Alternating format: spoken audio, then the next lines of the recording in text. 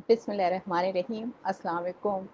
I hope आप सब लोग ठीक होंगे। डॉन एसोसिएशन वालों को मेरा बहुत सलाम। और सबसे पहले मैं इन लोगों को शुक्रिया अदा करती हूँ कि डॉन एसोसिएशन वालों ने हमारे लिए एक ऐसे प्लेटफॉर्म को जो है यहाँ पर हमें प्रोवाइड किया, जिस पे हम लोग एक दूसरे से कनेक्ट हो सकें और हम कोई डिस्कशन कर सकें।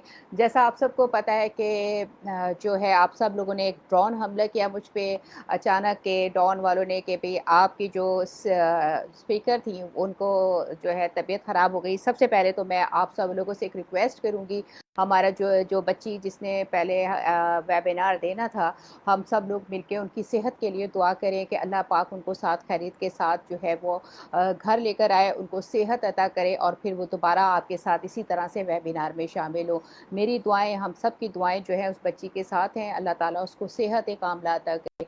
जी, बिल्कुल, आप सब लोगों के इस ड्रोन हमले की वजह से मुझे इमरजेंसी में इन्होंने ये कनेक्ट किया कि मैं आप लोगों को जो है ये सेशन दूँ। तो इसलिए जो है आप लोगों के सेशन का मेरा ख़्याल टाइम भी चेंज हुआ।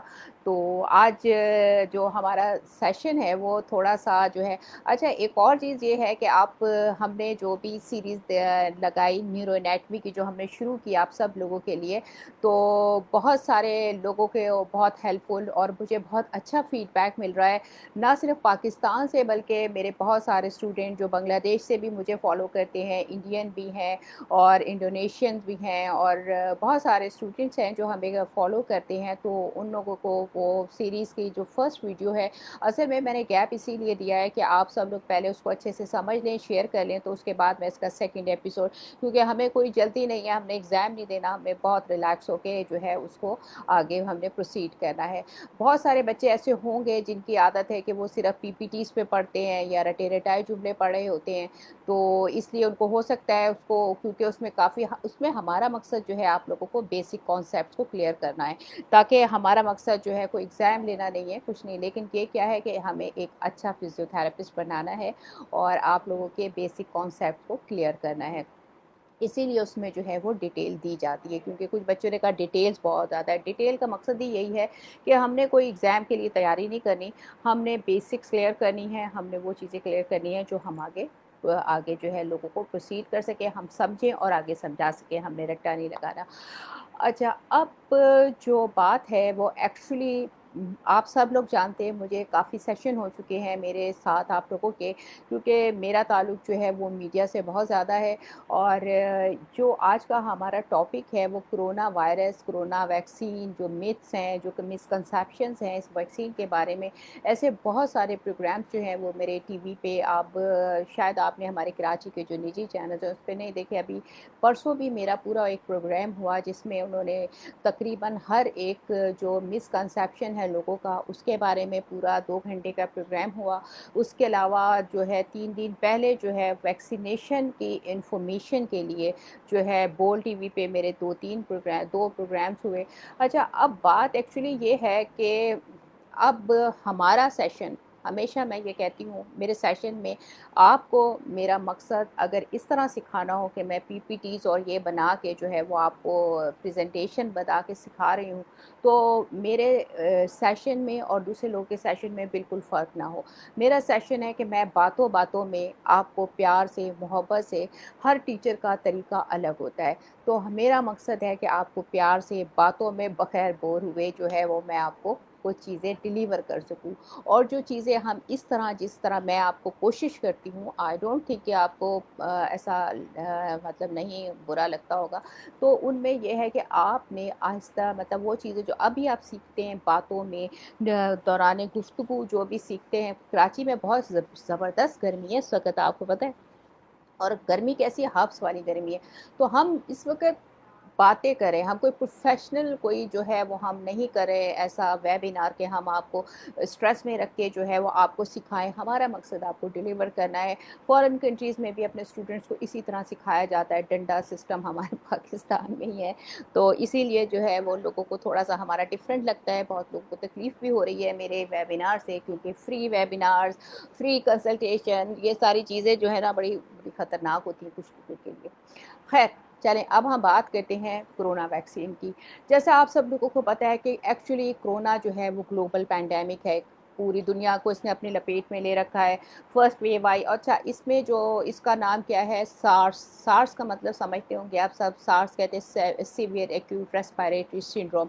सिंड्रोम का मतलब यही है कि पूरे जो है मल्टीपल कंडीशन, एक कंडीशन नहीं। सिंड्रोम का जहाँ जिक्र आता है उसका मतलब बहुत सारी चीज़ें जो हैं उसमें शामिल हो तो वो सिंड्रोम कहलाती है। तो ये इसको कहते हैं सार्स कोरोना 2, है ना। इसका कोरोना 2 का मतलब ये है कि इसमें जो है सार्स कोरोना 1 जो आया था वो आया था 2001 में, वो भी चाइना से स्टार्ट हुआ था। और जब वो चाइना से स्टार्ट हुआ था ये उसी की मॉडिफाइड फॉर्म है। इसमें ये होता है कि देखें ये क्या है, कोरोना वायरस एक वायरस है। आप सब लोगों को पता है वायरस की क्या कैरेक्टरिस्टिक्स होती हैं। वायरस की सबसे बड़ी कैरेक्टरिस्टिक है उसको एक अपने सर्वाइवल के लिए किसी होस्ट की ज़रूरत होती है। सेकंड उसकी ये होती है कि वो बहुत तेज़ी से म्यूटेशन, यानी बहुत तेज़ी से जो है उसके जेनेटिक स्ट्रक्चर चेंज हो रहे होते हैं, जिसकी वजह से उसकी कैरेक्टरिस्टिक्स बहुत तेज़ी से चेंज हो रही होती हैं। यही वजह है कि कोरोना वायरस के नए नए वेरिएंट्स आ रहे हैं, नई नई जो है वो उसकी वजह से लोग परेशान हैं। और बात यही होती है कि जो वेरिएंट चेंज होके आता है लोग उससे ज़्यादा परेशान होते हैं, लेकिन बेसिकली ये एक वायरस है। और वायरस जो है उसकी जो कैरेक्टरिस्टिक्स हैं वही कैरेक्टरिस्टिक्स इस वायरस की हैं।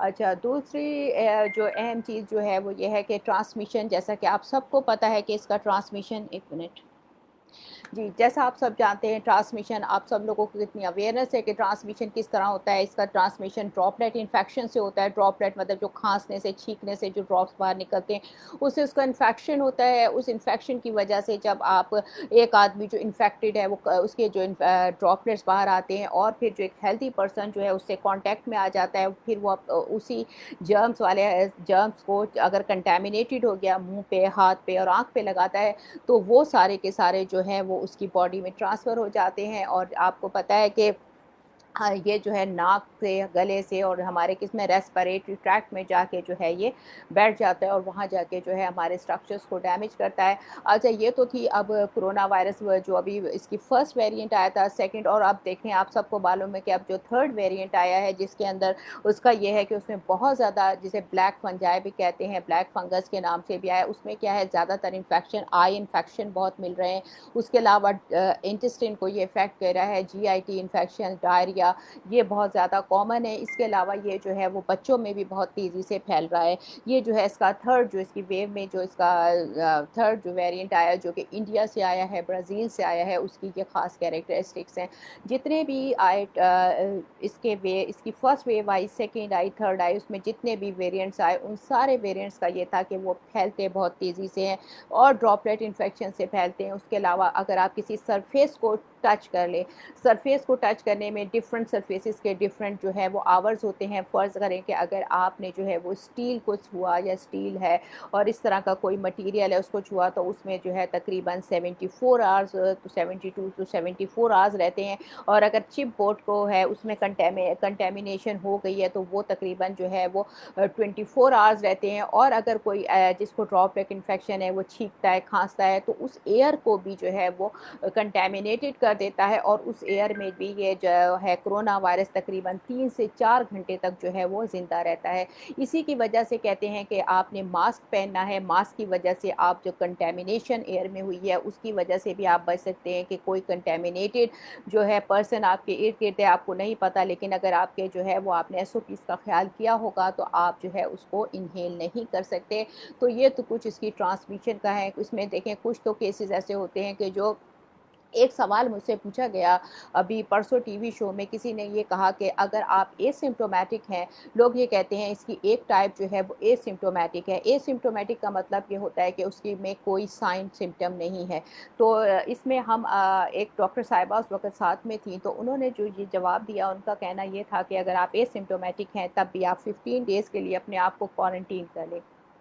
उस पे बड़ा इंटेलिजेंट सवाल एक आया जिस पे लोगों ने उनसे ये पूछा कि अगर हम एसिम्प्टोमेटिक कोरोना वायरस है हमें और एसिम्प्टोमेटिक हैं तो हम किस तरह से अपने आप को क्वारंटीन करें और हमें कैसे पता चलेगा कि हमें कोरोना वायरस है।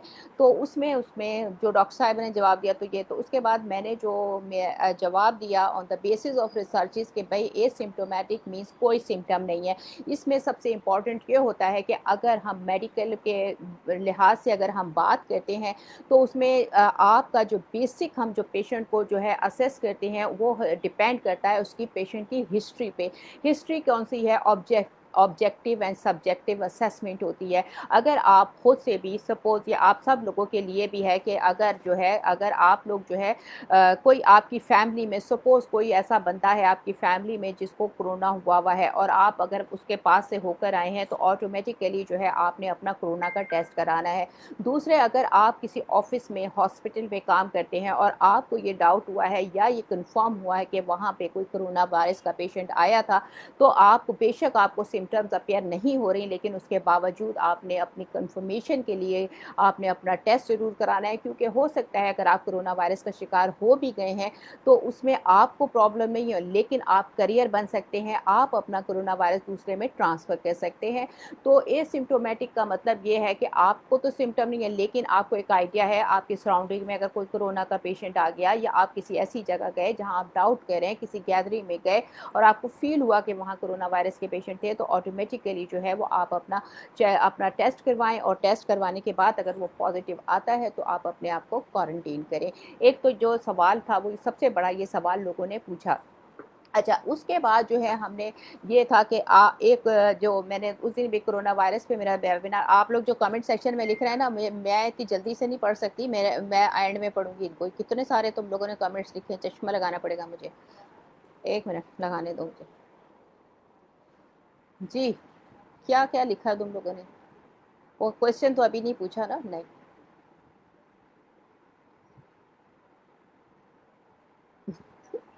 अच्छा, अभी तो तुम लोगों ने अपना इंट्रोडक्शन दिया, ओके, इंट्रोडक्शन देते रहो, फिर मैं बाद में चश्मा लगा के तुम लोगों के कमेंट्स पढ़ूंगी।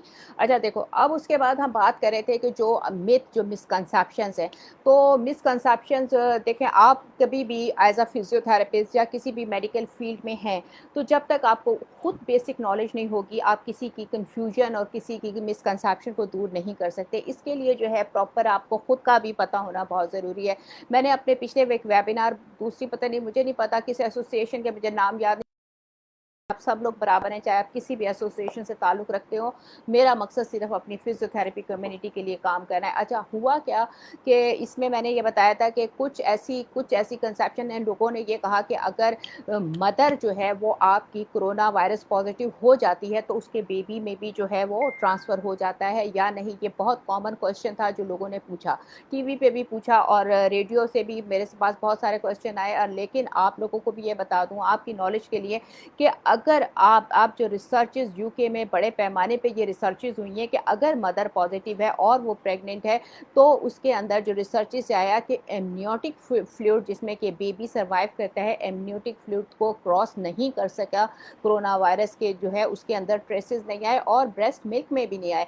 यानी अगर आपका बेबी है जिसको आप फीड कराते हैं, तो मदर मिल्क में भी अगर मदर पॉजिटिव है तो उसके मदर मिल्क में भी जो है वो कोरोना वायरस बेबी में ट्रांसफ़र नहीं होगा।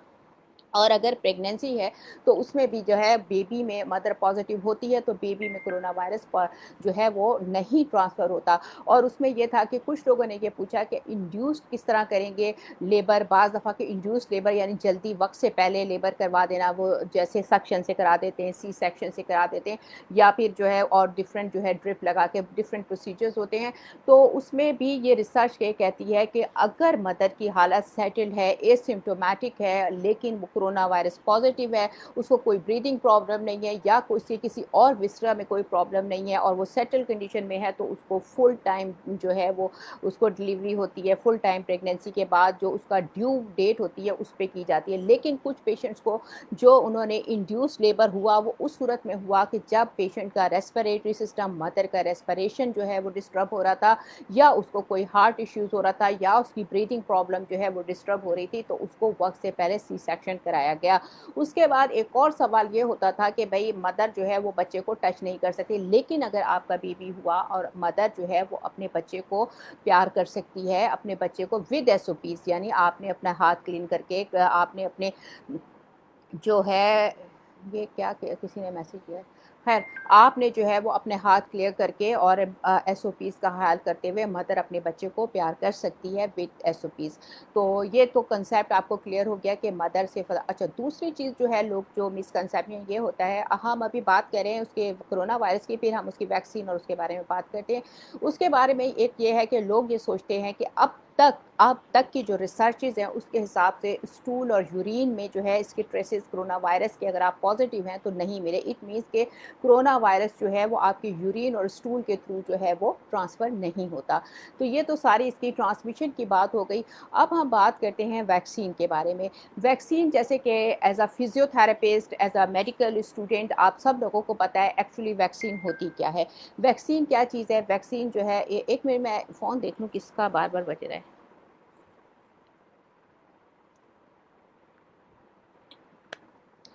तो कर एक्चुअली वैक्सीन होती क्या है? वैक्सीन आप सबको पता है वैक्सीन क्या है? इनएक्टिव फॉर्म में जो अब जैसे हम कोरोना की बात करते हैं तो उसी बीमारी के जो जर्म्स हैं, मेरी टाई टेढ़ी ना होनी चाहिए। अच्छा, इनएक्टिव फॉर्म में जो है, जो भी वायरस है, जो भी डिज़ीज़ है, उसकी डिज़ीज़ की जो है वही पैथोजेंस उसको मुर्दा हालत या नीम मुर्दा हालत जिसे कहें, इनएक्टिव फॉर्म में उन वायरस को आपकी बॉडी में दाखिल किया जाता है। उसकी रीज़न क्या होती है? उसकी रीज़न ये होती है कि हमारा जो इम्यून सिस्टम है, हमारा इम्यून सिस्टम का काम है हमारी बॉडी को कोई भी फ़ॉरेन थ्रेट आए तो उसके खिलाफ वो एंटीबॉडीज़ बनाता है, यानी एक पुलिस फ़ोर्स तैयार कर लेता है। एंटीबॉडीज़ प्रोटीन्स होती हैं स्पेशल टाइप की, जो कि उस इन्फेक्शन से लड़ने के लिए एक पुलिसमैन आप समझ लें तैयार कर लेता है। लेकिन अगर अब आपने कोरोना वायरस या कोई भी वैक्सीन बॉडी में इंजेक्ट की तो हमारी हमारी बॉडी जो है उसको हम एक तरह से ट्रेनिंग दे रहे होते हैं कि वो जरासीम अगर कोरोना वायरस का आ जाए तो बॉडी ने उससे किस तरह लड़ना है। जब वैक्सीन आपकी बॉडी में एंटर हो जाती है तो उस वक़्त हमारा इम्यून सिस्टम, जो हमारी इनेट इम्यूनिटी होती है, वो एकदम से काम करना शुरू कर देती है। उसके बाद जब हमारा वैक्सीनेशन होती है तो फिर हमारी जो है एक्वायर्ड इम्यूनिटी होती है, यानी इम्यून सिस्टम हमारा बूस्ट होना शुरू हो जाता है। और उस जो फॉरेन बॉडी होते हैं, फॉरेन पार्टिकल्स या फॉरेन बॉडी जो हमारी बॉडी में एंटर होती है तो उसके खिलाफ एंटीबॉडीज़ यानी एक पुलिस फोर्स तैयार कर लेता है कि अगर वो हमारी बॉडी में आएगी, मतलब वो रिकॉग्नाइज कर देता है कि ये फॉरेन बॉडी है और ये हमारे जिस्म का हिस्सा नहीं है, तो वो उसके खिलाफ एंटीबॉडीज़ एक फौज तैयार कर लेता है। और जब वो वायरस जो है, जो एक्चुअल जब वायरस जिंदा हालत में आपकी बॉडी के ऊपर इफेक्ट करता है तो आपके पास ऑलरेडी उसके खिलाफ एंटीबॉडीज़ मौजूद होती हैं। और जैसे ही वो वायरस बॉडी में अटैक करता है तो आप जो है उससे सिक्योर होते हैं। इम्यून सिस्टम में आपके इतनी पुलिस में जो है वो तैयार की हुई होती है एंटीबॉडीज़ की सूरत में कि वो उसको डिस्ट्रॉय कर देती हैं। तो एक्चुअली वैक्सीन होती कि यही वैक्सीन का काम होता है। अब वैक्सीन में जो डोजेस का होता है, कुछ वैक्सीन का जब फर्स्ट डोज दिया जाता है, जैसे कोरोना वैक्सीन का भी जब फर्स्ट डोज दिया जाता है तो उस वक़्त हम अपने इम्यून सिस्टम को जगा रहे होते हैं, उसको स्टिमुलेट कर रहे होते हैं, उसको रिकॉग्नाइजेशन करा रहे होते हैं कि कोरोना वायरस का वायरस कैसा होता है। तो इनएक्टिव फॉर्म में हमारी इम्यूनिटी डेवलप होना शुरू हो जाती है, और उस फॉरेन मटेरियल के खिलाफ एंटीबॉडीज़ बनाना शुरू कर देती है। और जब वो हमारी तकरीबन 21 डेज़ के बाद जब सेकेंड डोज बनता है तो उसमें कुछ हद तक जो है वो एंटीबॉडीज़ तैयार हो रही होती हैं। लेकिन जब उसका सेकेंड डोज यानी बूस्टर डोज लगता है तो उसकी हमारी एंटीबॉडीज़ और तेज़ी से बनना शुरू हो जाती हैं। और after 15 days of second dose जो है वो आपका इम्यून सिस्टम इस काबिल हो जाता है कि वो आपकी एंटीबॉडीज़ बना सके। और आई होप कि आप सब लोग जो इतनी बातें करते हैं, आप लोगों को ये पता होना चाहिए कि कितनी एंटीबॉडीज़ जो है वो कोरोना वायरस में नॉर्मल समझी जाती है। अगर आप पीसीआर कराएं या आप अगर जो है इसके बाद कोरोना वायरस की वैक्सीनेशन के बाद अगर आपने एंटीबॉडीज़ टेस्ट करनी हो तो कम से कम 50 जो है एंटीबॉडीज़ जो है वो आपकी बॉडी में आपको सेफ साइड पे रखती हैं। अच्छा, ये तो हो गई आपकी वैक्सीन की डेफिनेशन के। देखें, हमें बेसिक ये पता होना चाहिए वैक्सीन है क्या। लोग ये समझते हैं वैक्सीन डाल दी, वैक्सीन होती क्या है, ये चीज़ आपको समझ आएगी क्यों उसमें। अच्छा, अगर आपसे कोई ये सवाल पूछता है, ये सवाल मैं आपसे इसलिए शेयर कर रही हूँ, ये सवाल पूछे गए, ये टीवी पे पूछे गए हैं, मुझसे ऑन एयर पूछे गए हैं कि अगर ये मैं जब एक न्यूज़ चैनल था उसमें बैठी हुई थी तो उन्होंने ये पूछा, वहाँ से फ़ोन पे लोगों ने ये पूछा कि हम एक डोज के बाद जो हम 21 दिन का गैप करते हैं उसकी क्या रीज़न है। उसकी रीज़न ये होती है कि 21 दिन में हम अपने इम्यून सिस्टम को बूस्ट कर रहे होते हैं, हम अपनी इम्यूनिटी डेवलप कर रहे होते हैं, इनेट इम्यूनिटी को बूस्ट कर रहे होते हैं। और जब हम उसको सेकेंड डोज देते हैं जो कि बूस्टर डोज होता है तो उसकी वजह से हमारा इम्यून सिस्टम और ज़्यादा स्ट्रॉन्ग होता है एंटीबॉडीज़ तैयार कर लेता है उस वायरस के ख़िलाफ़। ये वजह होती है कि इसमें इतने डेज़ का गैप होता है। जो सेकंड डोज़ लगता है वो बूस्टर डोज़ जो है वो आफ्टर 21 टू 28 डेज़, जो हम अपनी कोरोना वायरस की बात कर रहे हैं। तो अब ये हो गया, ये रीज़न होती है इस वायरस में एक ये गैप देने में। अच्छा, एक कॉन्सेप्ट जो है, जो एक क्वेश्चन बहुत कॉमन है जो लोग पूछते हैं, वो तो वो पहले बताऊँ या वैक्सीन की टाइप्स पहले बताऊँ? पहले हम वैक्सीन की टाइप सुन लेते हैं। देखें, अब रिसेंटली जो है हमारे पास जो वैक्सीन्स हैं, जो पहले आई फाइज़र की वैक्सीन आई, फिर जो है मॉडर्ना की आई, फिर जो है जॉनसन एंड जॉनसन की आई, फिर जो है एस्ट्राज़ेनेका जो है वो बहुत ज़्यादा नाम सुनने में आता है, यूके मेड है, ऑक्सफोर्ड की है। तो ये थी, इनमें से जो है पाकिस्तान में जो है ना तो आपकी जो है वो ये क्या कहते हैं जॉनसन एंड जॉनसन, ना फाइज़र, ना मॉडर्ना, इनमें से कोई भी पाकिस्तान में अवेलेबल नहीं है। लेकिन पाकिस्तान में रिसर्चेज़ हो रही हैं और पाकिस्तान कोशिश कर रहा है कि फाइज़र की वैक्सीन को जो है वो इम्पोर्ट कर सके। अच्छा, दूसरी चीज़ ये है कि जो अभी तक अवेलेबल है वो हमारे पास जो हैं 2 वैक्सीन जो हैं वो चाइना मेड हैं। इनमें से एक वैक्सीन जो है उसको वो है साइनोफॉर्म। अब एक बात सुनो, तुम लोग अभी कमेंट सेक्शन में ना सवाल नहीं पूछना, मैं चश्मा लगा के तुम्हें पढ़ना पड़ेगा, नहीं अभी निकल जाएँगे सारे तुम लोग के क्वेश्चन। एंड में मुझसे क्वेश्चन पूछना, ठीक है? अच्छा सुनो, अब तुम लोगों ने जो है कि वैक्सीन का सुन लो और ये बहुत इम्पोर्टेंट है। इससे ये तुम लोग को अंदाज़ा होगा कि हमारे पास कौन-कौन सी वैक्सीन अवेलेबल है ना, तो ये सारी चीज़ आपको पता होनी चाहिए। अच्छा, इसमें जो है सबसे पहले साइनोफॉर्म की बात करते हैं। जो साइनोफॉर्म है, जो सबसे ज़्यादा पहले लगी गई, जो बहुत ज़्यादा, इसके 2 डोज़ होते हैं। साइनोफॉर्म वो वैक्सीन थी जो कि सबसे पहले जो है यहाँ पे इंट्रोड्यूस की गई, इसके 2 डोज़ होते हैं और मेडिकल जर्नल में ये छपा है कि साइनोफॉर्म जो है वो सबसे ज़्यादा जो है वो बेस्ट थी, टॉलरेट कर सकते थे पेशेंट, और जो है ये सबसे ज़्यादा जो है इसके रिज़ल्ट जो है इफ़ेक्टिव थे। और जब इसकी ट्रायल हुई तो 2 एज ग्रुप पे इसकी ट्रायल हुई, नहीं तो नॉर्मली यही हो रहा था, एडल्ट्स पे हो रही थी और जल्दी-जल्दी वैक्सीन को आगे के लिए प्रमोट किया जाए। लेकिन इसमें 2 एज ग्रुप पे इसकी ट्रायल हुई और दोनों में ये बहुत इफ़ेक्टिव हुआ। और इसकी एफ़िकेसी कहते हैं कि कितना असर है इसका जरासीम के ख़िलाफ़, कोरोना के ख़िलाफ़ जो है, जब इसके किया तो तकरीबन 79 से 80% जो है ये इफ़ेक्टिव है कोरोना वायरस के जर्म्स के को मारने के लिए। अच्छा, इसको जो है अप्रूव किया गया, तकरीबन 27 कंट्रीज़ जो थे जिन्होंने इसको साइनोफॉर्म को अप्रूव किया, उसके अंदर पाकिस्तान है, चाइना है, यूएई है, इजिप्ट है। तो ये सारी जो है ये इसमें जो है 2 डोज़ होते हैं। फर्स्ट डोज़ जो है वो लगने के 21 दिन के बाद जो है वो सेकंड डोज़ लगता है और उसके बाद जो है 15 डेज़ के बाद आपकी एंटीबॉडीज़ आपकी बॉडी में तैयार हो जाती हैं। ये तो हो गई साइनोफॉर्म, ये चाइना मेड है। और दूसरी जो चाइना मेड है उसको कहते हैं कैनसाइनो। कैनसाइनो वो वैक्सीन थी जो कि सबसे पहले जो ह्यूमन्स के ऊपर जो ट्रायल्स हुई थी ह्यूमन बॉडी पे, वो सबसे पहले साइनोवैक की हुई थी। अब जो है पाकिस्तान में जो डॉक्टर्स कहते हैं साइनोवैक, उन्होंने उन लोगों के लिए इसका सिंगल डोज, ये सिंगल डोज में है कि जो पेशेंट बेड रिडन थे, ये उनके लिए बनी थी कि फ़ौरन ही जो है वो उनको एक डोज के ज़रिए उनको बूस्ट कर दिया जाए उनके इम्यून सिस्टम को। साइनोवैक को जो है इसके सिंगल डोज जैसे मैंने आपको बताया, लेकिन साइनोवैक जो है वो अगर उसको ग्लोबली जब इसको यूज़ कराया गया तो ग्लोबली जो है इसकी इफ़ेक्टिवनेस थी तकरीबन 64 टू 65% ये लोगों को इफ़ेक्टिव थी कोरोना वायरस के ख़िलाफ़। लेकिन ये जब कोरोना ये जो वैक्सीन जब इस्तेमाल की गई तो डिफरेंट कंट्रीज़ में जो है इसकी एफ़िकेसी के ऊपर बहुत फ़र्क पड़ा। और जब पाकिस्तान में जो पाकिस्तान के लोगों के ऊपर ट्रायल्स हुई, पाकिस्तानी लोगों के ऊपर ये कोरोना वैक्सीन लगाई गई, तो कोरोना वैक्सीन यहाँ पाकिस्तान में वो तकरीबन 74 टू 75%, देखें ग्लोबली ये 65% जो है वो इफ़ेक्टिव थी, लेकिन जब पाकिस्तान में लगाई गई तो तकरीबन 74 टू 75% जो है ये कैनसाइनो जो है इफ़ेक्टिव हुई।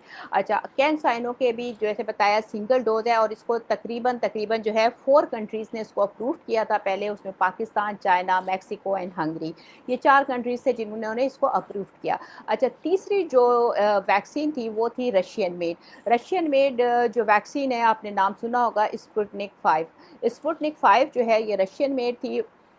इसका जो है इसके भी डबल डोज़ था, इसका मतलब एक सिंगल डोज़ था, उसके जो है उसके बाद इसका सेकंड डोज़ दिया जाता था। और इसमें जो है इसकी इफ़ेक्टिवनेस जो है वो ये प्रूव की गई रिसर्च बेसिस पे कि तकरीबन 82 टू 83% जो है ये इफ़ेक्टिव है अगेंस्ट कोरोना वायरस। और इसके लिए जो है तकरीबन जो है इसको 55 कंट्रीज़ ने जो है इसको अप्रूव किया। तो ये तो आपको पता चल गई ये रशियन मेड थी। अच्छा, चौथी जो है वैक्सीन, जिसको हम कहते हैं यूके मेड, ऑक्सफोर्ड या एस्ट्राजेनिका, ये जो है एस्ट्राजेनिका जो है, ये एस्ट्राजेनिका, ऑक्सफोर्ड और यूके मेड, ये वो वैक्सीन है जो कि आजकल अच्छा, अब जो इसमें जो रिसर्चेज़ हुई जो पाकिस्तान में लगती है, ये पाकिस्तान में अबव जितने भी 40 जो अबव 40 जो लोग हैं उनको जो है वो एस्ट्राजेनिका जो है वो लगाई गई, यूके लगाई जाती है, और अंडर 40 जो है उनको ये याद रखें एस्ट्राजेनिका बिल्कुल नहीं लगाई जाती, क्योंकि ये कॉन्ट्रा इंडिकेटेड है, इसकी कुछ कॉम्प्लिकेशन है। मैं उस दिन डिटेल में पढ़ रही थी कि एस्ट्राजेनिका जो है वो इसमें डबल फार्मूला इस्तेमाल किया गया है, एक मैसेंजर आरएनए पे वायरस के इफेक्ट करता है और दूसरा उसके न्यूक्लियाई पे।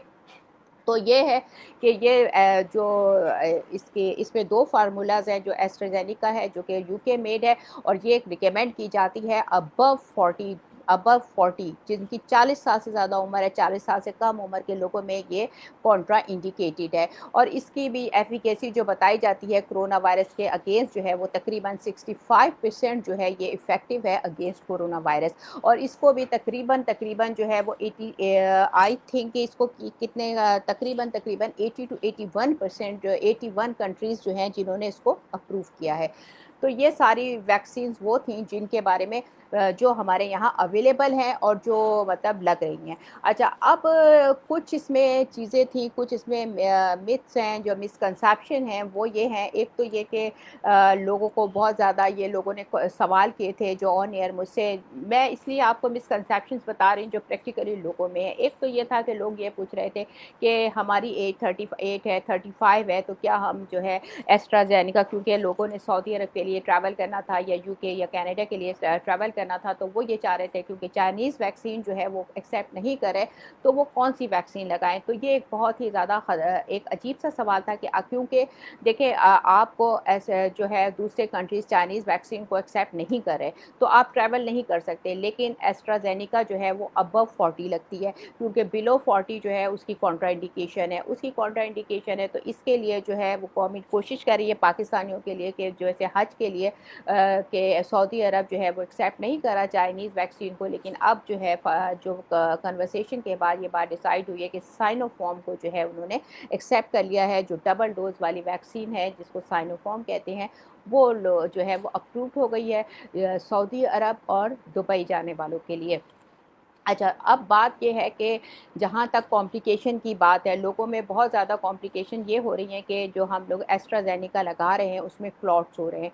देखें, कोई भी दवा हम जब खाते हैं, कोई भी दवाई जब हम खाते हैं, एंटीबायोटिक लेते हैं, कोई सी भी दवा, पैराडोल भी लेते हैं, तो उसके साइड इफ़ेक्ट होते हैं। जिस तरह से हर दवा का साइड इफ़ेक्ट होता है, इसी तरह वैक्सीन का भी थोड़ा बहुत साइड इफ़ेक्ट होता है। जो रिसर्चेज़, जो लेटेस्ट रिसर्चेज़ अभी पड़ी हैं, जो हमारे पास आती हैं अपडेट्स, उसके हिसाब से तकरीबन 10 लाख में से 10 लाख, अब आप इसकी कैलकुलेशन देखें, 10 लाख में से सिर्फ 4 लोग ऐसे हैं जिनकी क्लॉटिंग हो सकती है या हुई। ये इसकी कॉम्प्लिकेशन है, 10 लाख में से 4 लोग, ये तो कोई इतना बड़ा साइड इफ़ेक्ट नहीं है।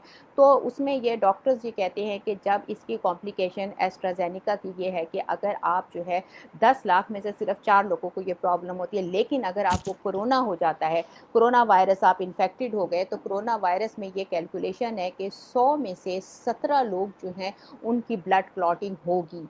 यानी कि मतलब आप समझिए कि अगर खुदा ना खास्ता अगर आपको कोरोना हो जाता है तो उसमें रेशियो इतना कम है कि 100 लोगों में से 17 लोग जो हैं उनको ब्लड क्लॉटिंग होगी।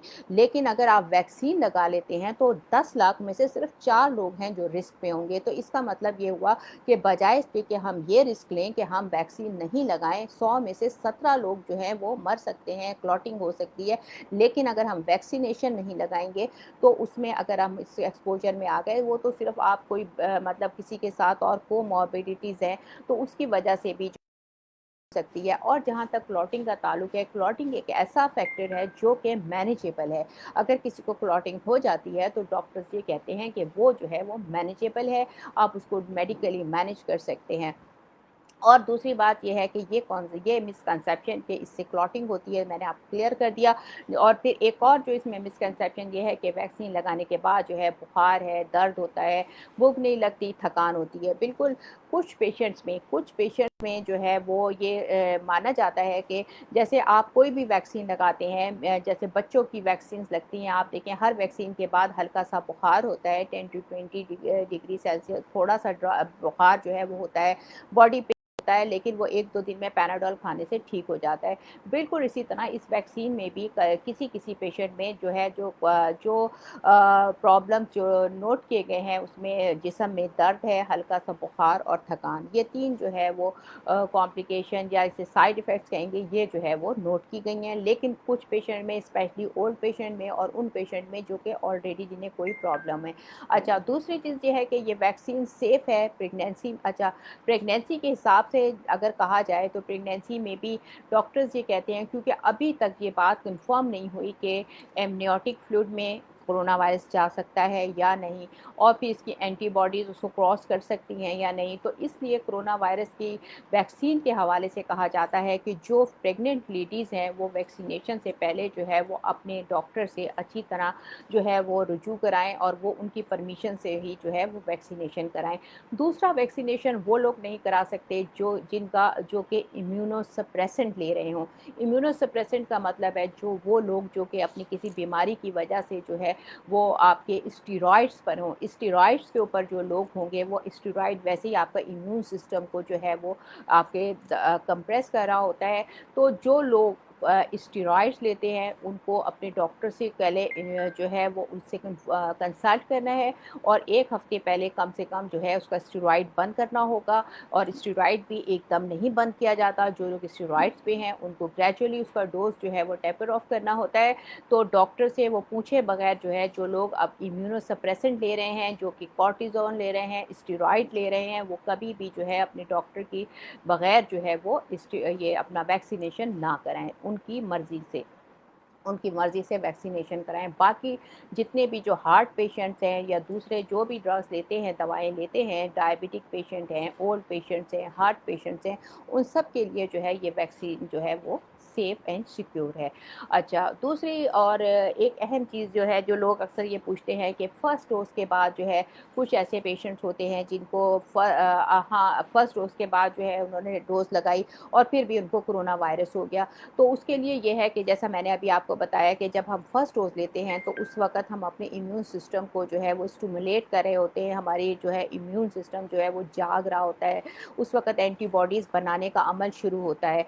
तो वो अमल जो है 21 दिन तक जो है वो अमल स्टार्ट होता है एंटीबॉडीज़ बनने का, और वो और तेज़ होता है जब आफ्टर 21 डेज़ जब आप उसको सेकंड बूस्टर डोज़ देते हैं, तो उसके बाद एंटीबॉडीज़ उसके भी 15 दिन के बाद जो है वो आपकी एंटीबॉडीज़ जो है वो तैयार होती हैं, और फिर जो है आपका बॉडी जो है वो उसके ख़िलाफ़ जो है कोरोना वायरस के खिलाफ़ लड़ने के लिए तैयार होती है, क्योंकि उसकी बॉडी में फिर आप पीसीआर कराते हैं, जो टेस्ट कराते हैं, कम से कम 50 जो है वो आपकी एंटीबॉडीज़ होनी चाहिए, जो कि आपके डिफेंसिव सिस्टम के को स्ट्रॉन्ग ज़ाहिर करती हैं। अच्छा, एक और चीज़ जो लोग पूछते हैं वो ये कहते हैं कि लोगों को अगर दोनों डोज़ लेने के बाद भी इन केस आफ्टर 15 डेज़ भी जो है उनको कोरोना वायरस हो गया, तो आप लोग ये समझें कि अगर उन लोगों को भी कोरोना वायरस हुआ जिन्होंने दोनों डोज़ लिए, तो उसमें भी ये हुआ क्योंकि हमारे जो लंग्स हैं, जब इन्फेक्शन हमारे लंग एक्सपैंड करते हैं पेरिफेरी में, साइड्स पे, तो एक हमारा सेंट्रल पार्ट होता है। तो इसमें ये होता ये है कि जिन लोगों की कोरोना वैक्सीनेशन हो चुकी है, तो जब उनको अगर इन्फेक्टेड होते हैं उनके लंग्स, तो उनका सिर्फ सेंट्रल पार्ट जो है इफ़ेक्टेड होता है, और वो इन्फेक्शन ट्रांसफ़र नहीं होता, यानी 5 टू 10% ही जो है वो इन्फेक्शन आपको जो है वो इफ़ेक्ट करेगा, और आप तकरीबन 90 टू 95% सिक्योर होंगे। आपका वो इन्फेक्शन आपके लंग्स को जो है आपके पेरिफेरी तक जो है वो नहीं जाएगा, आपके और विसरा को और क्लर्निंग वगैरह नहीं होगी। यानी कि अगर आपको हुआ तो बिल्कुल माइल्ड सा होगा, वो भी 5 टू 10%, बल्कि इससे भी कम। बाकी आप 90 टू 95% सिक्योर होंगे कोरोना वायरस होने के बावजूद, यानी वो उस वक़्त आपके लिए लाइफ थ्रेटनिंग नहीं होगा। तो ये सारी चीज़ें हैं जो कोरोना वायरस के बारे में जो मिसकंसेप्शंस हैं, उसकी वैक्सीन के बारे में, उसकी ट्रांसमिशन के बारे में, ये मैंने आपको बताई हैं। आई होप कि ये बहुत सारी चीज़ें जो कि मेरे ज़हन में सवाल थे या जो मुझसे पूछे गए या जो सोशल मीडिया पे पूछे जाते हैं डिफरेंट टीवी स्टेशंस पे, जो मैंने सवाल तो जो मेरे पास थे वो मैंने आप लोगों को बता दिए। हाँ, अलबत्ता इसके अलावा आप लोगों के दिमाग में जो क्वेश्चंस हैं या क्यूरीज़ हैं या कोई भी पूछना चाहता है, आप प्लीज़ अब आप मुझसे कमेंट सेक्शन में पूछें, मैं चश्मा लगा लेती हूँ। चलें, रेडी? अच्छा जी, आप क्या-क्या पूछा है भई तुम लोगों ने? मैं ऊपर चली गई।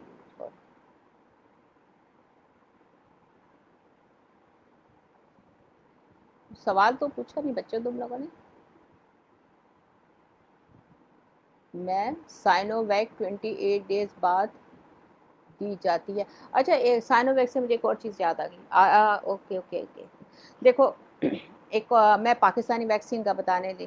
देखो, साइनोवैक का जो है ना, साइनोवैक सिंगल डोज़ है, ये ज़हन में रखो। उसके सेकंड डोज़ नहीं दिया जाता, साइनोफॉर्म का सेकंड डोज़ दिया जाता है। और आपको पता है, अब जो पाकिस्तान ने जो वैक्सीन बनाई है, वो मैं बताना आपको भूल गई थी। आप लोग पाकिस्तानी है, पाकिस्तानी वैक्सीन कैसे भूल जाएँगे? पाकिस्तानी वैक्सीन में ये है कि पाकिस्तान में जो नेशनल इंस्टीट्यूट ऑफ इस्लामाबाद है, उन्होंने जो है वो चाइना से जो है वो आपका रॉ मटेरियल जो है वो मंगवाया, और रॉ मटेरियल किसका था? साइनोवैक का। साइनोवैक वैक्सीन, जिसका नाम है Sinovac bio corona virus vaccine. तो ये इसका रॉ मटेरियल उन्होंने मंगाया, और फिर उसके 30 लाख के करीब जो है उसके डोजेज़ उन्होंने उसको डाइल्यूट करके, 30 लाख जो मतलब उनकी प्लानिंग है, 30 लाख के करीब जो है उसको डाइल्यूट करके वो डोजेज़ बनाएँगे, फिर उसको पैक करेंगे। और इस तरह से मतलब वो जो मटेरियल कॉन्सन्ट्रेटेड फॉर्म में चाइना से लिया गया, फिर उस मटेरियल को डाइल्यूट करेंगे, डाइल्यूट करके पैकिंग जो है वो पाकिस्तान में होगी। और इसमें जो है डिफरेंट जो है वैक्सीन पे पाकिस्तान में काम हो रहा है, उसमें नेज़ल वैक्सीन भी है, ओरल वैक्सीन भी है, और इंजेक्टेबल वैक्सीन भी है। और इस वैक्सीन का नाम है पाक वैक। पाक वैक के नाम से जो है इसको आज या कल में लॉन्च कर देंगे। और दूसरी चीज़ ये है कि इसमें ओरल और नेज़ल जो वैक्सीन है उसके ऊपर अभी काम हो रहा है, वो अभी मार्केट में नहीं आई, रिसर्चेज़ हो रही हैं, ट्रायल्स हो रही हैं। और ये जो साइनोवैक है जो इंजेक्टेबल फॉर्म में है, इसमें Lahore institute of health sciences में जो है इसमें तकरीबन 5000 से स्टार्ट किया था इन्होंने ट्रायल्स लेना। तो और इसकी ट्रायल्स अब कंप्लीट हो गई हैं और इसको लॉन्च करने वाले हैं। कल तक कह रहे थे कि लॉन्च हो जाएगी, अभी तक तो इसकी मतलब इंजेक्शन लगाना अभी इसके शुरू हुए नहीं हैं। आई डोंट नो कि पंजाब में हो गए होंगे, लेकिन यहाँ अभी तक कराची में ये डोज़ नहीं आई। लेकिन जो पाक वैक के नाम से पाकिस्तान ने वैक्सीन बनाई है, जिसमें रॉ मटेरियल चाइना का है, और ये जो है सिंगल डोज़ है और लेस एक्सपेंसिव है। आपको पता है नेज़ल वैक्सीन भी बन रही है, नेज़ल वैक्सीन पे काम हो रहा है, जिसमें नेज़ल वैक्सीन में सिरिंज की ज़रूरत नहीं होगी। और पहले ये कह रहे थे ये बच्चों के लिए बनाई जाएगी, लेकिन अब जो है ये बच्चे और एडल्ट्स दोनों के लिए जो है बनाई। अच्छा, अब ये जो ये वैक्सीनेशन है अबव 18 ईयर्स, अबव 18 ईयर्स के लोगों को दी जा रही है। और बस यही सिलसिला है पाक वैक का। पाक वैक अब चल रही है, अब अल्लाह चाहेगा तो देखें। और कह रहे हैं उसकी एफिकेसी भी बहुत अच्छी है, जो टेस्ट की जा रही है, कह रहे हैं 65 से अबव जो है वो इसकी एफिकेसी आ रही है। ये सारी चीज़ें थी। अब हाँ, अब पूछो तुम लोग क्या पूछना था। मैं अच्छा हुआ याद आ गया साइनोवैक से मुझे। मैं तो दिन रात ना ये वैक्सीन्स के चक्कर में, मुझे ऐसा लग रहा है फिजियोथेरेपिस्ट नहीं हूँ मैं तो, वैक्सीन मेकर हूँ। मेरे से जितने टीवी वाले भी मुझे बुलाते हैं तो वैक्सीन के ऊपर काम करना है, कोरोना वायरस पे आपने बता रहे हैं। अच्छा जी, अब क्या है, और क्या कुछ सवाल नहीं पूछ रहे तुम लोग? इंफॉर्मेटिव होगा भाई। आप आपकी फिजियोथेरेपिस्ट देंगे तो इंफॉर्मेटिव तो होगा। हम फिजियोथेरेपिस्ट हैं, ये देखें इतने जीनियस। आप सब लोग इसी तरह हैं। हर एक को अपनी पता है, आपको हर एक को अपनी क्या जो खासियतें क्वालिटीज़ है ना वो दूसरे लोग बताते हैं, खुद को थोड़ी पता होता है। आप लोगों को अपनी क्वालिटीज़ का नहीं पता। जब आप फील्ड में आएंगे, जब आप इसको अप्लाई करेंगे, तब पता चलेगा कि आप लोग भी कितने काबिल हैं। अच्छा, इसमें क्या क्या है? फारूक, डॉक्टर इंजा फारूक। अच्छा, बच्चों कुछ पूछना नहीं है तुम लोगों ने? मैं सबके देख रही हूँ, मैं किसी का मिस नहीं होना चाहिए। वैक्सीन की डोज कोरोना इंजेक्शन के बाद भी उतनी इफ़ेक्टिव है जितनी पहले। वैक्सीन की डोज कोरोना इन्फेक्ट जी, वैक्सीन की डोज तो बच्चों एक ही दी जाती है ना, एक ही दफ़ा वैक्सीन लगती है। और कोरोना होने के बाद बिल्कुल, कोरोना अगर आपको हो गया और मैं सवाल नहीं इसका समझी, बच्ची का क्या क्या सवाल है? कि वैक्सीन की डोज़ कोरोना, अच्छा हाँ, अगर आपको कोरोना हो गया है उसके बाद मतलब आपने वैक्सीनेशन कराई, जी बिल्कुल, क्योंकि कोरोना तो वायरस है, ये दोबारा हो सकता है अगर आपकी बॉडी में प्रॉपर जो है वो एंटीबॉडीज़ नहीं है। तो ये वैक्सीन जो है, अगर आप डिफरेंट डिफरेंट वेरिएंट आ जाते हैं, आपकी बॉडी पे दोबारा रीअटैक करते हैं, तो फिर आपकी बॉडी का जो है इम्यून सिस्टम बूस्ट होगा। वैसे एक दफ़ा जिन लोगों को कोरोना हो जाता है, अगर उनके जिस्म में एंटीबॉडीज़ बन जाती हैं, तो उनके अंदर जो है, क्योंकि ऑलरेडी बीमारी से लड़ने का जो है वो उनके पास एक पुलिस मौजूद होती है, एंटीबॉडीज़ मौजूद होती हैं, तो उनके जो है वो एक्सपोजर इतना जल्दी नहीं होता। लेकिन अगर वो कोरोना वायरस की वैक्सीन लगा लेंगे, बिल्कुल कोरोना वायरस की वैक्सीन उतनी ही इफ़ेक्टिव होती है उसके लगने के बाद, बल्कि जिन्हें कोरोना वायरस हो चुका होता है ऑलरेडी उनकी एंटीबॉडीज़ बनी हुई होती हैं, अगर वो वैक्सीन लगाते हैं तो उनकी मल्टीप्लाई हो जाती हैं एंटीबॉडीज़, और वो ज़्यादा सिक्योर हो जाते हैं as compared to the other person. अच्छा, दूसरा क्या है, मैम रिसेंटली एक बात चली थी कि जो लोग वैक्सीन लगवा रहे हैं वो ओनली 2 साल में मर जाएंगे। होए होए होए होए। बात सुनो, ये जो तुम लोग सवाल कर रहे हो ना, ये सच्ची पढ़े लिखे लोगों वाले सवाल करो।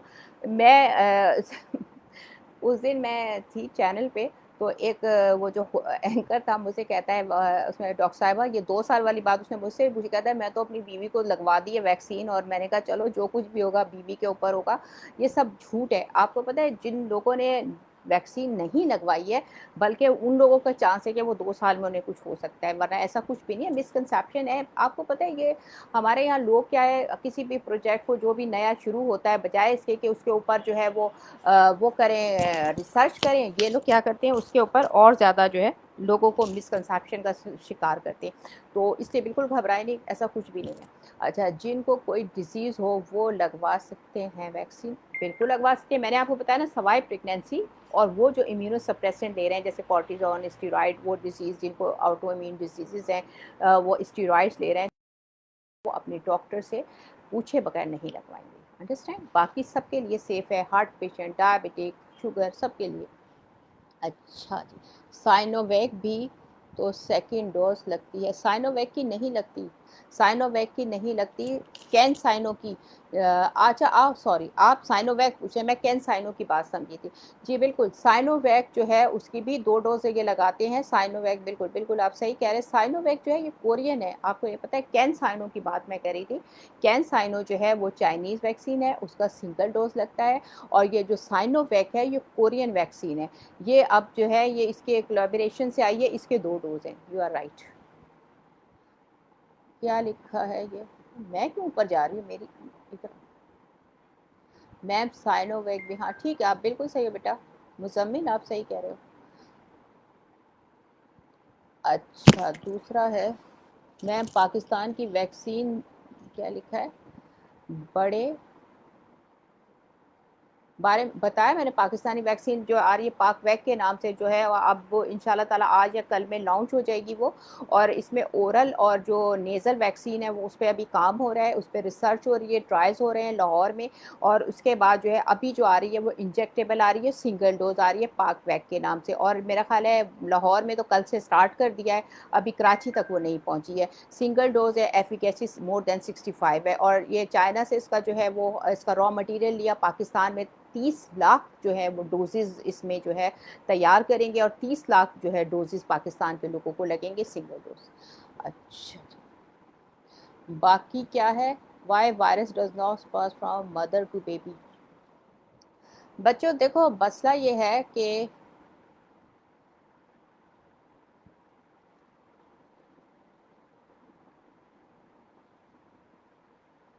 अच्छा, ये एक और क्वेश्चन है, ये पहले से आपके कब जवाब देती हूँ। अच्छा, ये कह रहे हैं कि सेकंड डोज की बाद कॉम्प्लिकेशन आती हैं, इज़ ट्रू। देखो, सेकंड डोज के बाद कॉम्प्लिकेशन कैसे आएंगी, आप जो है वो मेडिकल स्टूडेंट्स हैं, आप खुद बताइए कि जब आपकी बॉडी में एंटीबॉडीज़ प्रोड्यूस हो गई, अगर आपको कोई भी चीज़ लगती है, कोई भी मेडिसिन आप इस्तेमाल करते हैं, कोई भी फ़ॉरेन चीज़ जो है वो आपकी बॉडी में एंटर होती है, सपोज़ अगर वैक्सीन भी होती है, अगर आपकी बॉडी का इम्यून सिस्टम फ़ौरन फर्स्ट डोज के बाद जो है वो आपका उसके ख़िलाफ़ जो है वो आपका प्रोटेस्ट करता है और रिएक्शन होता है किसी भी चीज़ का। कभी कैसे हो सकता है कि जब आपने फ़र्स्ट डोज़ ले ली अपनी बॉडी में, 21 डेज़ तक आपकी बॉडी उसको एडजस्ट करती रही, और जब आपने सेकंड डोज़ लिया तो उसके बाद जो है कॉम्प्लिकेशन, सेकंड डोज़ के बाद तो एंटीबॉडीज़ ज़्यादा बन जाती हैं और आप सिक्योर हो जाते हैं उस इन्फेक्शन के ख़िलाफ़। और आप ये देखें कितने अब तक जो है वो कल तक की जो फैक्ट एंड फिगर थी कि 80 लाख के करीब जो लोग हैं वो कोरोना वैक्सीन लगवा चुके हैं। 80 लाख लोगों ने कोरोना वैक्सीन लगाई। ये मिथ सिर्फ आपने पेपर में या लोगों से सुनी है, लेकिन आपकी सराउंडिंग्स में कितने लोगों ने कोरोना वैक्सीनेशन कराई और कितने लोगों को ये कॉम्प्लिकेशन हुई? ऐसा कुछ भी नहीं है। सामने आपने हमने खुद मैंने वैक्सीनेशन करवाई, मेरे पूरी फैमिली ने कराई, अभी नहीं बहुत अरसा हो गया। हमारे सराउंडिंग्स में कितने लोगों ने वैक्सीनेशन कराई, सेकंड डोज़ हुए हुए भी कितना अरसा हो गया, कोई कॉम्प्लिकेशन नहीं, बल्कि आप और ज़्यादा एनर्जेटिक हो जाते हैं। मैंने तो ये देखा है इतनी पॉजिटिव और क्रिएटिविटी बन लोगों के अंदर आई, लोग हाइपर एक्टिव हो गए। ऐसा कुछ भी नहीं है। और आप अपने सराउंडिंग में भी नज़र मार के देखें, सुनी सुनाई बातों पे ना जाएं। आप ये देखें, ऐसे कहीं पर भी आपको ऐसे केसेस नहीं मिलेंगे आपके सराउंडिंग्स में भी कि जिनमें सेकंड डोज के बाद कोई कॉम्प्लिकेशन आई हो। लोग तो पोलियो को भी आप देखें कहते हैं पाकिस्तान में अब तक पोलियो ख़त्म नहीं हुआ, सारी दुनिया में ख़त्म हो गया, हम लोगों के मिसकंसेप्शंस नहीं ख़त्म होते।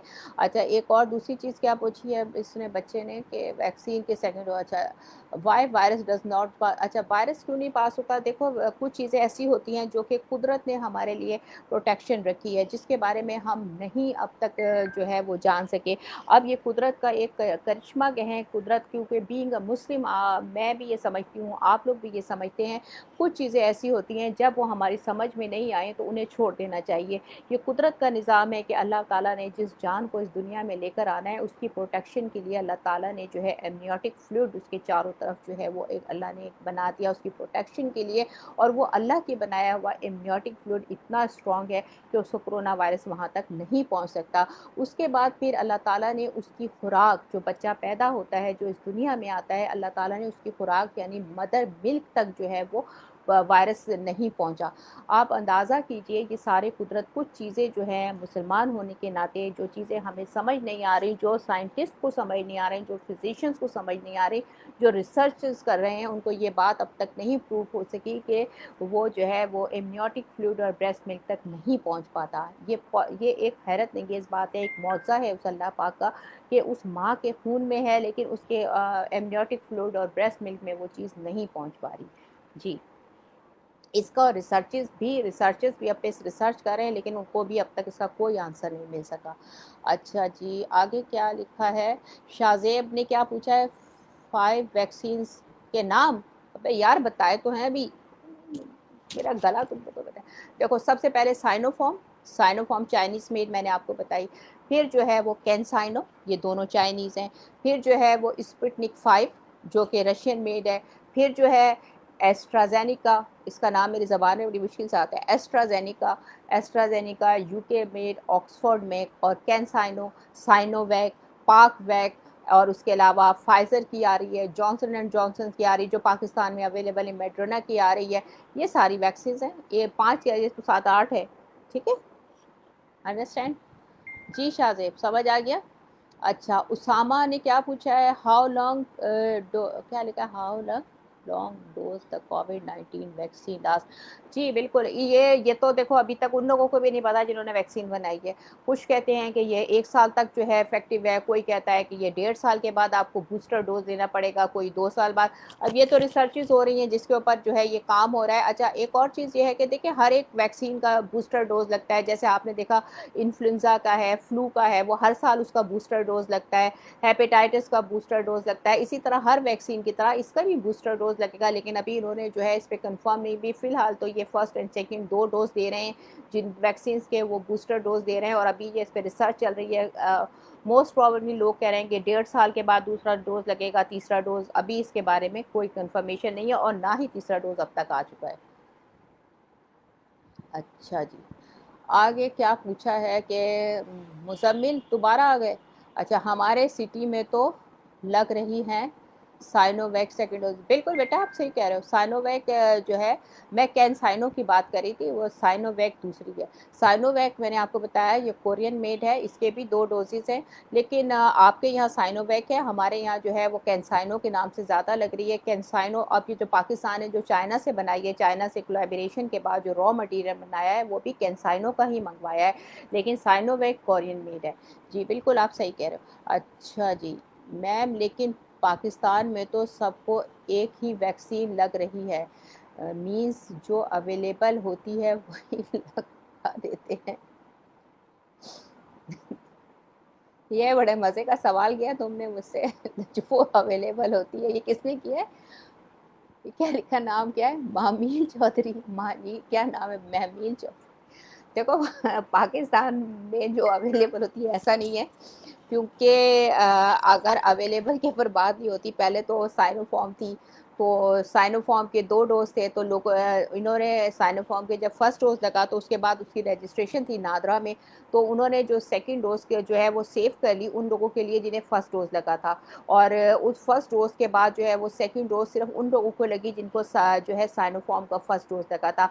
उसके बाद अब जो दोबारा जो लोग आए जिनको के मैंने बताया कि कैंसाइनो लग रही है, कैंसाइनो जो है वो सिंगल डोज है, उसके बाद जो है इन्होंने साइनोवैक जो कोरियन है वो मंगवाई, तो वो जो है वो सेकंड पे उन लोगों को फर्स्ट डोज लगने के बाद उनका रिकॉर्ड था, फिर उन्हीं लोगों को कैंसाइनो और साइनोवैक लगी जिनको फर्स्ट डोज लग चुका था। इसी तरह जो है स्पुतनिक 5 का है, उसमें भी 2 डोज लगते हैं, उनको जिसको फर्स्ट डोज लग गया तो उनका नाम अलग कर दिया गया, उसको सेकंड डोज दिया गया। ऐसा नहीं है जिसको फर्स्ट डोज जिसका लगा उसी का सेकंड डोज लगा, ऐसा नहीं है।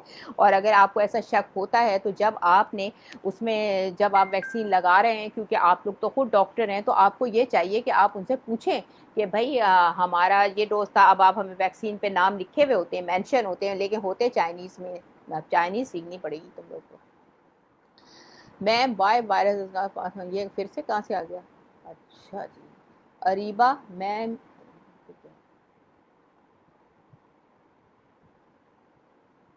तो यार सवाल फिर से आ जाते, कहाँ चला जाते न?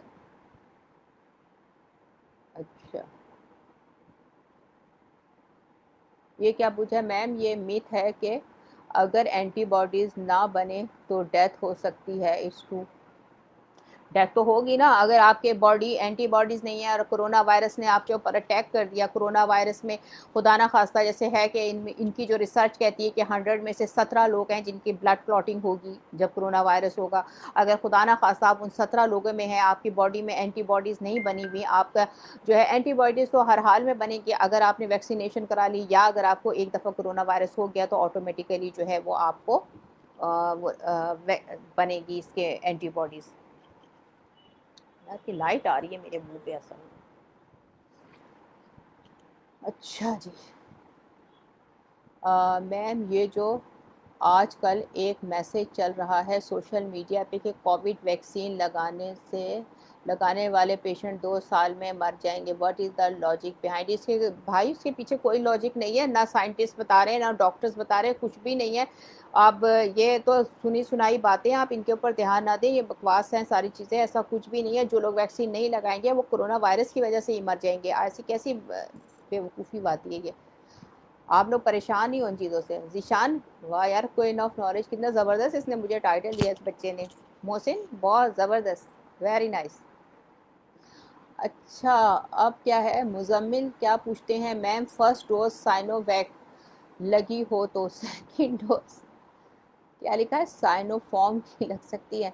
नहीं नहीं, जो आपको वैक्सीन ए फर्स्ट डोज लगेगी ना उसी का ही सेकंड डोज लगेगा, ऐसा नहीं होता कि दूसरे की, वो ये गलत हो जाएगा अगर ऐसा हुआ तो। अच्छा मैम, काइंडली जर्मनी के साइंटिस्ट ने जो वैक्सीन के बारे में बात की उसके बारे में इंफॉर्म कर दें प्लीज़, वो नोबल प्राइज़ मैन। अच्छा, ये मैं तुम्हें एक बात बताऊं, ये मैंने भी देखा था, ये जो आपने मुझसे पूछा है ना, एक तो ये मेरे फ़ोन बहुत बजता है यार, मैं खुद तंग हूँ। अच्छा देखो, मैं तुम्हें ये बताऊं कि चश्मा लगा लूँ, ये लाइट पड़ी मेरे चश्मे से। अच्छा मसला ये है कि देखो ये जो बात करते हैं ना ये कि वो जो जर्मनी का साइंटिस्ट था वो जो वर्ड जो बोल रहा था लैंग्वेज वो जर्मन लैंग्वेज थी और वो जर्मनी की जो लैंग्वेज है वो आम आदमी को समझ नहीं उसके नीचे जो ट्रांसलेशन की गई थी वो उन्होंने अपनी मर्ज़ी से इंग्लिश में की है और वो बेशक वो लेकिन उसने उसमें ट्रांसलेशन में ये नहीं कहीं भी कहा कि लोग 2 साल के बाद मर जाएँगे। उसके कहने का मतलब ये था कि जिन लोगों ने वैक्सीनेशन करा ली है तो वो लोग डिपेंड करेंगे एंटीबॉडीज़ पे। यानी उसका मतलब ये था कि जो भी लोग वैक्सीनेशन कराते हैं जिनके अंदर एंटीबॉडीज़ होंगी, कोरोना के नए वेरिएंट आएँगे, वो ये कहना चाह रहा था कि वो तो एंटीबॉडीज़ के ऊपर ही अब लोग डिपेंड करने लगेंगे कि एंटीबॉडीज़ होंगी तो वो कोरोना से बच जाएँगे, जिनके अंदर एंटीबॉडीज़ नहीं होंगी, नया वेरिएंट आएगा तो वो उनको अटैक कर लेगा, उनका जो कोरोना वायरस का जो एंटीबॉडीज़ होंगी वो किसी एक वेरिएंट के खिलाफ उन्होंने वैक्सीनेशन लगाई है ना, जब कोई नया वेरिएंट आ जाएगा तो वो एंटीबॉडीज़ उनकी बॉडी में होंगी नहीं, तो वो नया वेरिएंट उनके ऊपर अटैक करेगा, वो उससे मर जाएँगे। वो ऐसे ही बोल रहा था नोबेल उससे प्राइज़ से क्या होता है? हम तो मुसलमान हैं, ना हम जो है वो उससे डरते हैं मौत से और ना ही हम इस तरह की बातों पे यकीन रखते हैं। वो सब वो अपनी उनकी ना खुद से अपनी मर्ज़ी से उन्होंने उसका मतलब निकाला है उसकी लैंग्वेज का।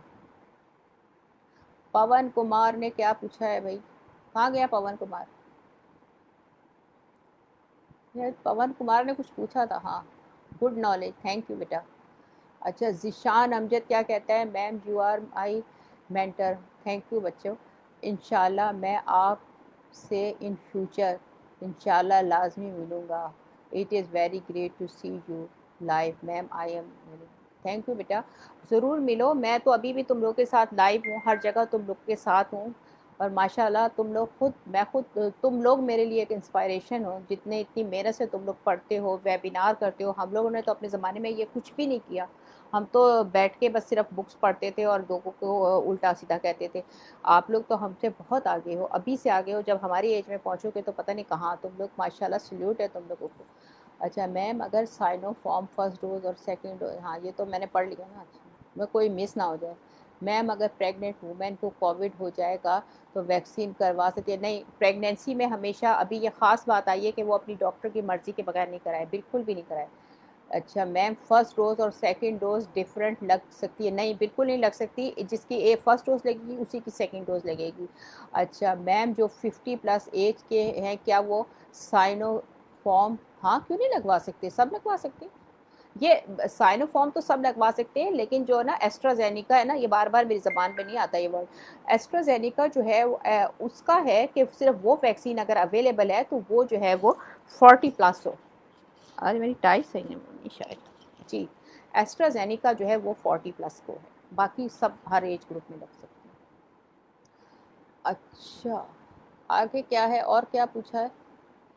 मैम अगर फर्स्ट डोज़ के बाद कोविड हो जाए तो सेकंड डोज़ आफ्टर 14 डेज़ लगवाएँ। जी, ये अब बिल्कुल ये चीज़ जो है ये सवाल किसी और ने भी पूछा था।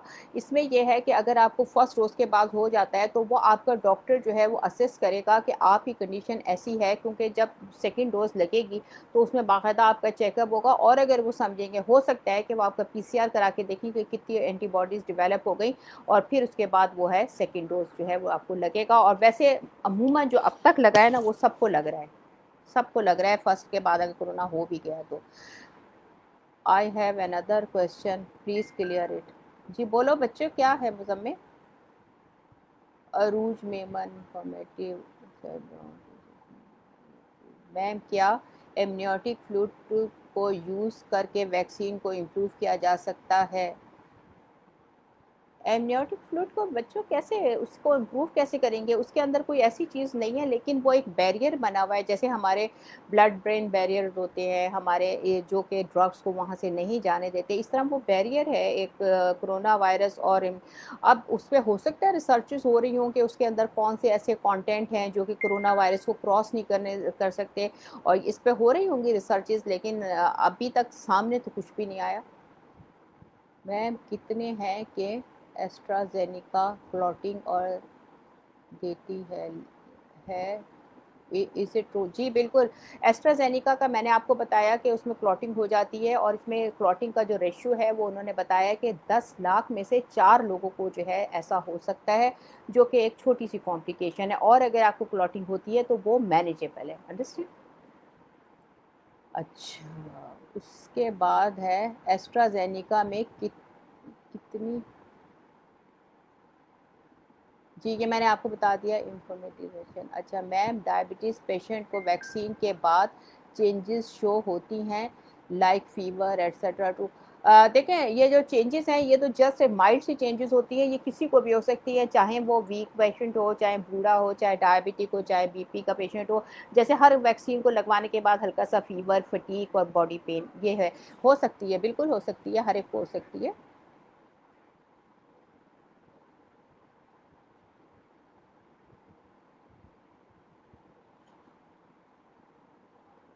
अच्छा, अदील हयात खान न्याजी। मैं एक रिसर्च पेपर लिख रहा हूँ, और मेरी अब तक रिसर्च के मुताबिक कोरोना की अलामात में तब्दीली देखी गई है, और कुछ मरीज़ जिनका कोरोना टेस्ट करवाया गया तो वो नेगेटिव आया, लेकिन वो मौत के मुंह में चले गए, जिनकी अलामत ज़ाहिर ही नहीं होती। इसके पीछे का रीज़न क्या है? देखें, ये जो आपने बात की है ना कि आप क्या कहा इसने, कोरोना वायरस जो है वो टेस्ट करवाया तो वो नेगेटिव आया।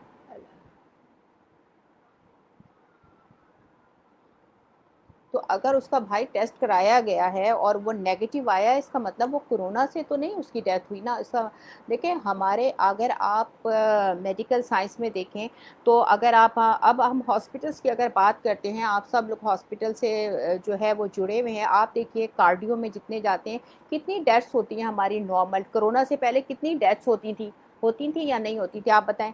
हमारे इमरजेंसी में ईआर में कितनी डेथ होती हैं, ट्रॉमा में कितनी डेथ होती हैं, आपके सर्जिकल वार्ड्स में कितनी डेथ होती हैं। तो ज़रूरी थोड़ी है कि अब तो ये कॉन्सेप्ट हो गया है कि अगर कोई मरेगा तो वो कोरोना से ही मरेगा। कोई भी हॉस्पिटल में डेथ हुई जी कोरोना की वजह से हुई, ऐसा नहीं है। बहुत सारी कोमॉर्बिड्स आपको पता है होती हैं, हार्ट पेशेंट्स होते हैं, डायबिटीज़ होती है, थायराइड होता है, ऑटो इम्यून डिजीजेज होती हैं, एड्स है, हेपेटाइटिस है, ब्रेस्ट कैंसर्स हैं, कितनी सारी बीमारियां हैं। अगर आपको देखें, अगर आप ये कह रहे हैं कि उसका कोरोना का टेस्ट नेगेटिव आया है, इट मीन्स को वो कोरोना से डेथ नहीं हुई, और भी बहुत सी सारी चीज़ें हैं जिनकी वजह से डेथ हो सकती है। बहुत सारे ऐसे हमारे मेटाबॉलिक फंक्शंस उसके डिस्टर्ब हो गए, हार्ट का हो गया, इलेक्ट्रोलाइट बैलेंस आउट हो गया, तो वो ये पॉसिबल है कि उसकी वजह से उसकी डेथ हुई। जब कोरोना टेस्ट नेगेटिव आ गया तो कोरोना से तो उसका कोई ताल्लुक नहीं हुआ ना। मेरे ख्याल से तो मेरा यही जवाब बनता है। आगे आप मुझसे और क्लियर कर दीजिएगा, ना आए तो मेरा फिजो स्लिम चैनल के नाम से मेरा पेज है, अगर आपको ऐसा कोई क्वेश्चन समझ नहीं आया इस वक्त मेरा जवाब, तो आप मुझे उस पर दे सकते हैं। अच्छा भाई, ताहिरा लोधी, मेरे क्वेश्चन का रिस्पॉन्स दीजिए। ताहिरा लोधी क्या पूछा है तुमने यार? ताहिरा लोधी, प्लीज से माय नेम। जी ताहिरा लोधी, ठीक है। कैसे बेटा? मैं ये क्या लिखा है मैम, यहाँ पर रिप्लाई कर दें। तायरा लोधी, मेरा बच्चा, मेरी जान, क्या सवाल पूछा है? मुझे समझ नहीं आया, कौन सा सवाल पूछा है? एक मिनट, मैं दोबारा रिवर्स करके देखती हूँ उसको। आ, तायरा, इसमें बेटा मुझे कोई भी आपका नाम से नहीं आया, इसमें आप मुझे दोबारा भेज दो क्वेश्चन जो आपने पूछा है। इसमें बच्चे नहीं है आपका क्वेश्चन। आपने सिर्फ मैम जी मेरे क्वेश्चन का रिस्पॉन्स दीजिए, लेकिन आपका बेटा क्वेश्चन आया नहीं। आप दोबारा लिख लो, कोई बात नहीं। सोबिया हुसैन मैम, प्लीज़ से माई। जी सोबिया बेटा, आपका नाम लूँगी ज़रूर मेरा बच्चा, आप लोग इतने प्यार से बोल रहे हो तो क्यों नहीं नाम लूँगी। सोबिया हसन, सोबिया फ़ातिमा, कनीज़ फ़ातिमा यार, थैंक यू बेटा। मुजम्मिल अवेस, भाई लोग 2 साल जिंदा रहने की क्या गारंटी है? आपको तो 1 मिनट का पता नहीं।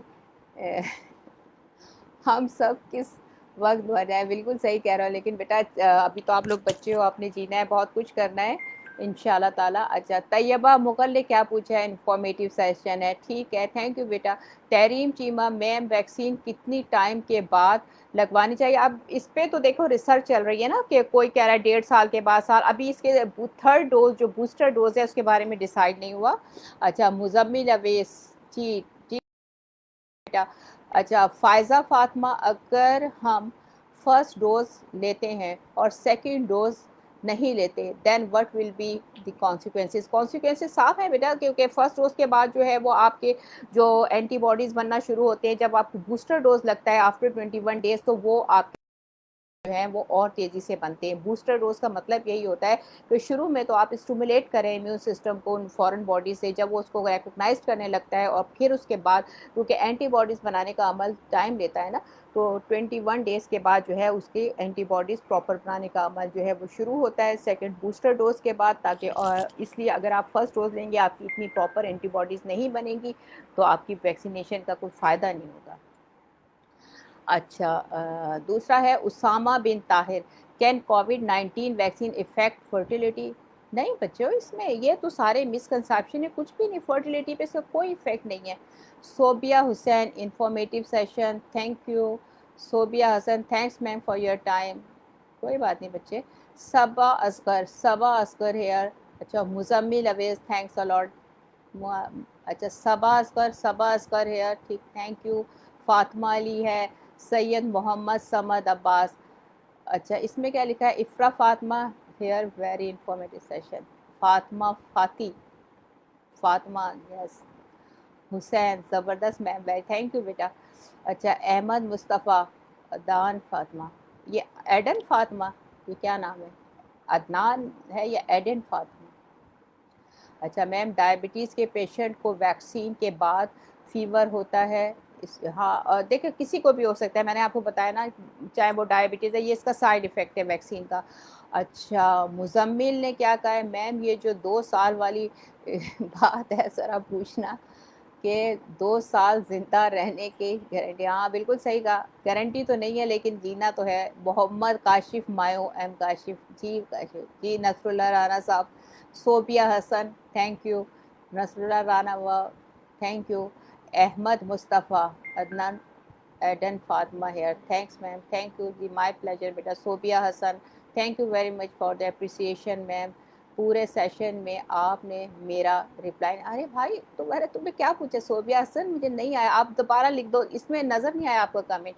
Ehsan Mughal Mughal, thank you so much, thank you giving us available. अच्छा ये मैम, अच्छा ये किसने है? सैयद मोहम्मद समद अब्बास। मैम ये इम्पॉर्टेंट है कि हम वैक्सीन के बाद अपने इम्यून सिस्टम स्ट्रॉन्ग करने के लिए हाई प्रोटीन डाइट लें।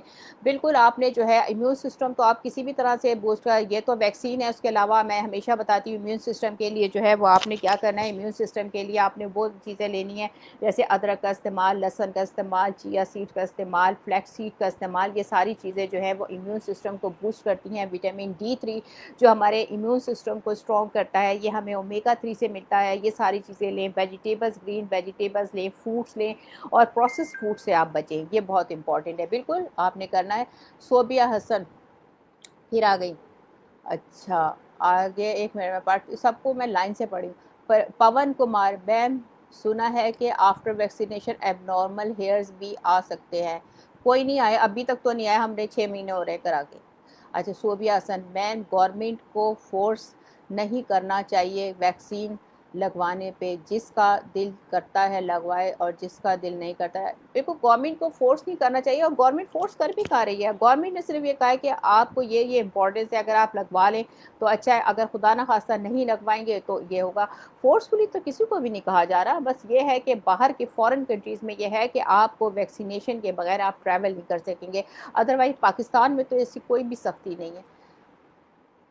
अक्सा मंजूर, थैंक्स अ लॉट, वेलकम बेटा। ताहिरा लोधी, मैम या ताहिरा, अब आपका क्वेश्चन आया है। मैम जी अगर कोई डिज़ीज़ हो तो वैक्सीन लगवा सकते हैं? बिल्कुल आप लगवा सकते हैं, सवाए प्रेगनेंसी और इम्यूनो सप्रेसेंट, जो कोई ऑटो इम्यून डिज़ीज़ है और आपको उसमें स्टेरॉइड दिए जा रहे हैं, तो जो स्टेरॉइड ले रहे हैं पेशेंट्स, वो इम्यून सिस्टम उनका सप्रेस ऑलरेडी हो रहा होता है। तो आप लोगों को चाहिए कि पहले अपने डॉक्टर से कंसल्ट करें, वो 7-8 दिन पहले, 1 वीक पहले जो है वो आपका स्टेरॉइड बंद करेंगे।